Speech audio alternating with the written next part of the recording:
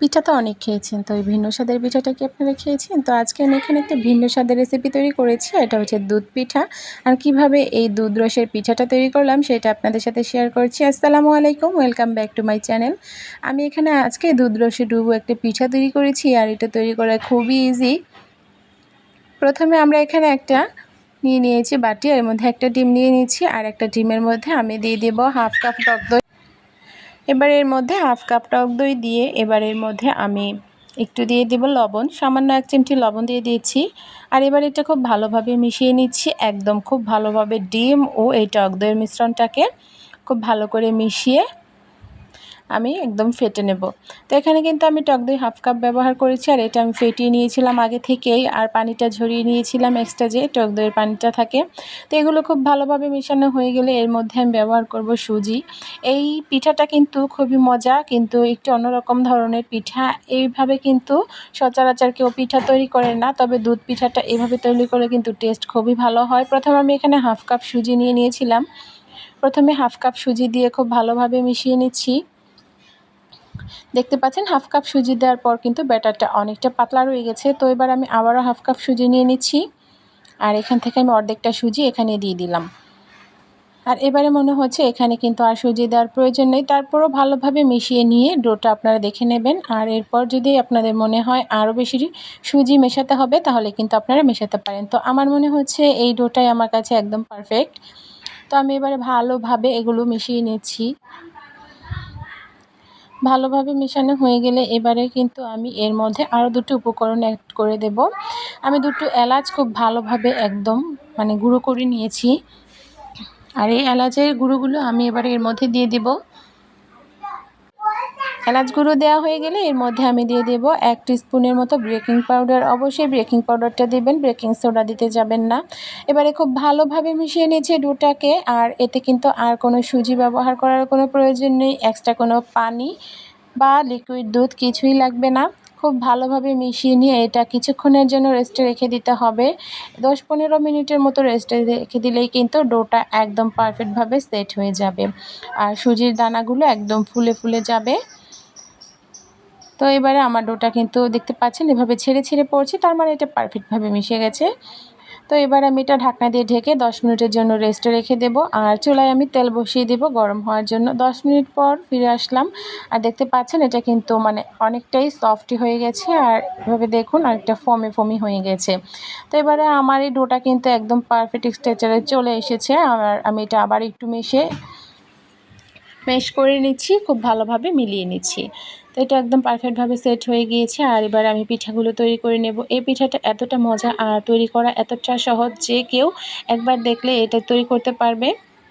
চুলায় তেল গরম করতে বসিয়ে দিয়েছে, তেলটা খুব ভালোভাবে গরম করে নিয়ে চুলার আঁচ কমিয়ে দিয়েছি। অবশ্যই চুলার আঁচ কমিয়ে দিবেন, আর এভাবে ছোট ছোট করে দিয়ে পিঠাগুলো ভেজে নেবেন, তাহলেই কিন্তু মাত্র এরকম 1 কাপের চাইতে কম কিছুটা সুজি দিয়ে এতগুলো পিঠা তৈরি করা যাবে। আর এই পিঠাটা কিন্তু বাচ্চারা খুবই পছন্দ করে, যেহেতু এটা দুধে ডুবানো থাকে আর অনেকটাই সফট হয়। বাচ্চারা কিন্তু অ্যাভেলেবেল খেতে পারে, ছোট থেকে বড় সবাই খুব পছন্দ করে। মিষ্টি খাবার যারা পছন্দ করে তারা তো অবশ্যই পছন্দ করবে। কিছুটা রসমালাই টাইপের এই পিঠাগুলো কিন্তু অনেকটা সফট, অনেকটা রসালো, অনেকটা মজাদার।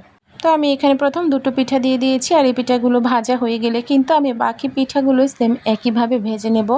একসাথে কিন্তু অনেকগুলো পিঠা দিতে যাবেন না, তাহলে একটার সাথে আরেকটা গা লেগে যাবে, আর ছাড়াতে গেলেই কিন্তু ভেঙে যাবে।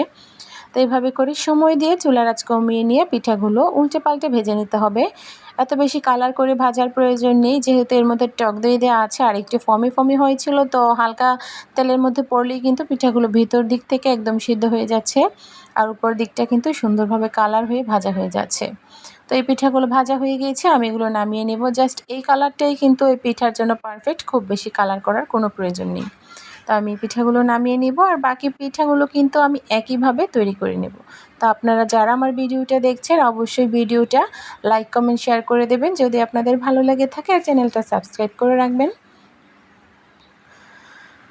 তো বাকি ব্যাটারগুলো দিয়ে কিন্তু আমি পিঠাগুলো তৈরি করছি, সেমভাবে আমি সমস্ত পিঠাগুলো তৈরি করে নেব। তো আমি সমস্ত পিঠাগুলো এখানে তৈরি করে নিয়েছি, আর দেখতে পাচ্ছেন পিঠাগুলো কতটা সুন্দর লাগছে দেখতে, একটু অন্যরকম টাইপের পিঠা। তো এবার একটা পাত্র বসিয়ে দিলাম, আর এর মধ্যে দিয়ে দেব প্রথমে 3 চামচ চিনি, আর চিনিটা আমি ক্যারামেল করে নেব। চুলার আঁচ কমিয়ে দিয়ে আমি চিনিটা গালিয়ে ক্যারামেল করে নিচ্ছি। অলরেডি কিন্তু দেখতে পাচ্ছেন চিনিটা কিন্তু গলতে শুরু করে দিয়েছে, আর এতে কিন্তু কোনো প্রকার পানি অ্যাড করা যাবে না। তো চিনিটা গলে গিয়ে ক্যারামেল হওয়া পর্যন্ত এভাবে করে বসিয়ে রাখতে হবে। খুব বেশি নাড়াচাড়া করার কোনো প্রয়োজন নেই। তো এবারে এভাবে হালকা করে একটু নেড়ে চেড়ে দিচ্ছি, যাতে করে মানে সম্পূর্ণ চিনিগুলো চতুর্দিক থেকে মিলিয়ে একদম ভালোভাবে পারফেক্টভাবে ক্যারামেলটা তৈরি হয়ে যায়। ক্যারামেল কিন্তু খুব বেশি পুড়ে গেলে তিতা লাগতে পারে, তো যাতে পুড়ে না যায় সেদিকে খেয়াল রাখতে হবে। আমার ক্যারামেলটা কিন্তু একদম পুরোপুরিভাবে গলে গেছে, আর এবার একটু কালার হওয়া পর্যন্ত অপেক্ষা করব। খুব বেশি কালার করব না, তাহলে দুধটা তিতা লেগে যাবে। তো এবারে ক্যারামেলটা কিন্তু পারফেক্টভাবে সেট হয়ে গেছে। আর এবারে আমি এর মধ্যে লিকুইড দুধ দিয়ে দেব। 500 গ্রাম লিকুইড দুধ আমি এখানে দিয়ে দিচ্ছি, মানে হাফ লিটার দুধ দিয়ে আমি এই পিঠাটা তৈরি করব। দেখতে পাচ্ছেন ক্যারামেলটা কিন্তু একদম পুরোপুরিভাবে কালার হয়ে গেছে। আরও বেশি কালার করতে গেলে তিতো হয়ে যাবে। তো এবার আমি এখানে হাফ লিটার দুধ অ্যাড করে দিচ্ছি, আর হাফ লিটার দুধ দিয়ে আমি ক্যারামেলটা নাড়াচাড়া করে দুধের সাথে মিলিয়ে দেব। প্রথমে একটু দলা পেকে থাকে, অবশ্যই একটু জাল করার পর দুধটা গরম হয়ে গেলে আপনি থেকে ক্যারামেলগুলো গলে দুধের সাথে মিলিয়ে যাবে।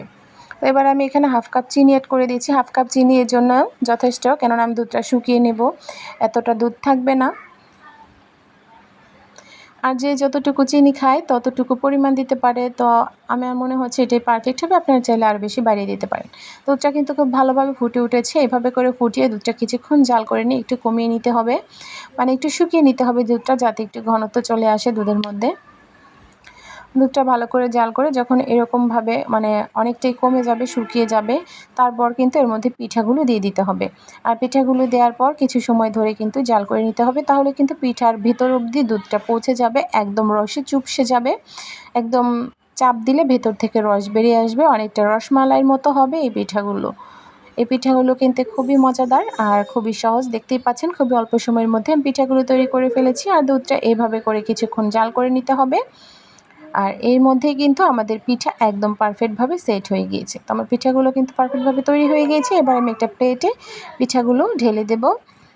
তো আমি এখানে একটা প্লেট নিয়ে নিয়েছি, আর এর মধ্যে আমি পিঠাগুলো নামিয়ে নিচ্ছি।